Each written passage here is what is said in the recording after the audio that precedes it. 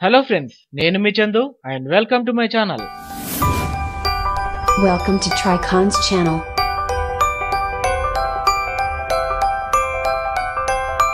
మరికొద్ది గంటల్లో ప్రపంచ వినాశనం మొదలు కానుంది. మే 13 నుంచి మూడో ప్రపంచ యుద్ధం ఆరంభం కానుంది. కుజగ్రహ పీడితుడైన డొనాల్డ్ ట్రంప్ అమెరికాను కాపాడుకునే ప్రయత్నంలో అతి తీవ్ర చర్యలకు దిగుతారు.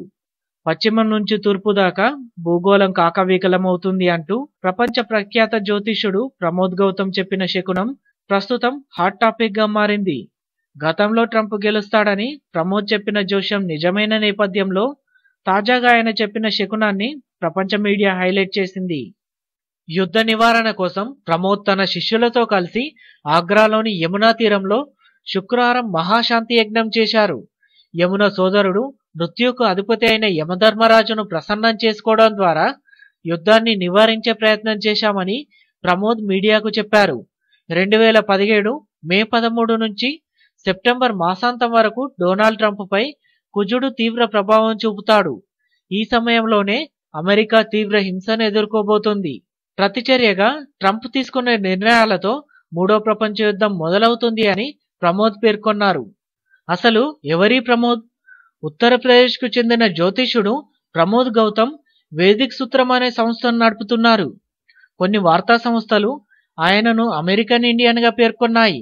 భవిష్యత్తును అంచనా వేయడంలో ప్రవీణుడునని చెప్పుకునే ఈయన మోదీ, ట్రంప్ గెలుస్తారంటూ జోష్యం చెప్పడం అవి కాస్త నిజమవడంతో చిన్నపాటి సెలబ్రిటీ అయ్యారు. ట్రంప్ గెలుపు కోసం యజ్ఞం సైతం నిర్వహించిన గౌతమ్ ఇప్పుడు ట్రంప్ వల్లే మూడో ప్రపంచ యుద్ధం వస్తుందని, దానిని నివారించేందుకే శాంతి యజ్ఞం చేశానని చెప్పడం గమనించదగ్గ విషయం. మూడో ప్రపంచ యుద్ధంతో పాటు భారత్ పాకిస్తాన్ సంబంధాలపైన ప్రమోద్ తనదైన శైలిలో జోష్యం చెప్పారు.